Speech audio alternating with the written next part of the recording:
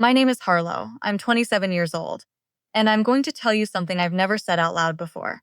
I left my family 7 years ago with $200 in my pocket and one suitcase. I was 20 years old, standing at a bus station at 2 a.m., and I didn't cry. Not once. Because when you've been suffocating for long enough, the moment you finally get air, even if it's cold, even if it's terrifying, you don't cry. You breathe. If you truly love and appreciate your parents, take just 1 second to subscribe to this channel. It means a lot to us. And before you go, tell me in the comments, which country are you watching from? People always ask me what happened. They want a single moment, single reason. But that's not how toxic families work. It's not one explosion. It's 1,000 tiny cuts over 1,000 days until you look in the mirror one morning and you don't recognize the person staring back. That was me at 20. Hollow, exhausted, invisible in a house full of people who claimed to love me. My family had a way of making me feel like everything wrong in their lives was somehow my fault. My mother had a sharp tongue and an even sharper memory.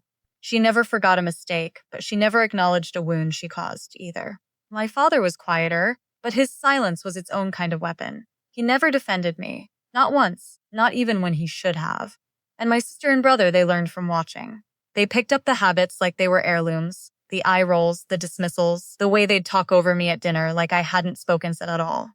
I tried. I want you to know that. I tried therapy. I tried conversations. I tried writing letters that I'd slide under my mother's bedroom door, carefully worded, honest, vulnerable. She'd come downstairs the next morning and hand them back to me without a word, unopened. The breaking point wasn't dramatic. It was a Tuesday, so I had just gotten accepted into a design program in another city, something I'd worked toward for 2 years, something that was entirely mine. I came home excited, genuinely, quietly excited.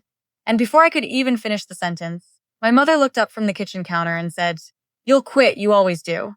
My father didn't look up from his newspaper. My sister laughed. My brother said nothing. I went upstairs. I packed one bag. I took the $200 I had saved from a part-time job and I left. They told everyone I was unstable. That's the word they used, unstable. They told relatives, neighbors, old family, friends. They built a version of me that made them the victims and me the villain. And because I wasn't there to defend myself, that version of me spread. I became the unstable daughter who abandoned her loving family for no reason. I didn't fight it. I didn't call. I didn't text. I went completely silent, and I stayed that way for 7 years. Those 7 years were not easy. I want to be honest about that. There were nights I ate plain rice because I couldn't afford anything else. There were winters I worked 2 jobs and still came home too tired to cry. There were moments of loneliness so heavy I thought I might collapse under the weight of it. But there was also something I had never experienced before. Inside that family home, there was peace. Real peace. The kind where you wake up in the morning and your first thought isn't dread. I started sleeping through the night. I started finishing sentences without apologizing. I started becoming slowly, painfully, beautifully myself. I built a small, quiet life and I was proud of it. Then last week, my sister Googled my name for the first time, and everything I had built, every wall, every boundary, every carefully maintained silence, shook. I found out later that sister had been at a dinner with a colleague, someone who worked in the design industry. That colleague mentioned a project, pulled up a name, and there it was, my name, my face, my portfolio. 7 years of work sitting right there on a screen in a restaurant. My sister happened to be sitting in on a random Thursday evening. She Googled me when she got home. I don't know exactly what she found first. Maybe my website, maybe a feature article a small design publication had done on me last year. But whatever she saw was enough. She called our mother screaming. Then our father, then our brother. Within the next 24 hours, I had 43 voicemails. 43. I didn't listen to them right away. I sat with my phone in my hand and stared at that number like it was a foreign language. I made tea. I sat on my apartment floor and started listening.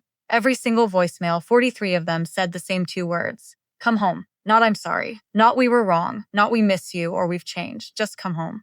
Over and over in different voices at different volumes. My mother's voice was quiet in hers, almost eerie in how controlled it sounded. My father left 2 messages, both identical, both short. My sister's messages got louder as the night went on. My brother, who had never once in my memory said anything emotionally honest, left a message at 3 a.m. That was 40 seconds of silence, and then those 2 words barely above a whisper. Come home. I sat with that phrase for a long time, and I realized something. In all 43 messages, not one of them asked how I was.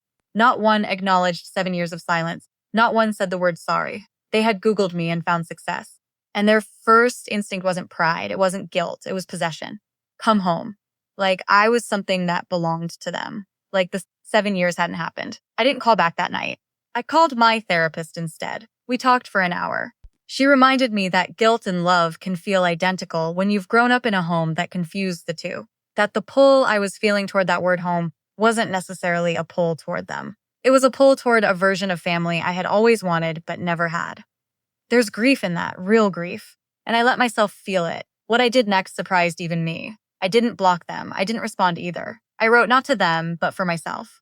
Pages and pages in my journal about who I was at 20 and who I am now. About the $200 and the suitcase and the 2 a.m. bus station and every single night since that I chose myself over and over again in small, unglamorous ways that no one ever saw. I haven't gone back. I don't know if I ever will. Not to the dynamic, not to the version of family that required me to disappear to survive.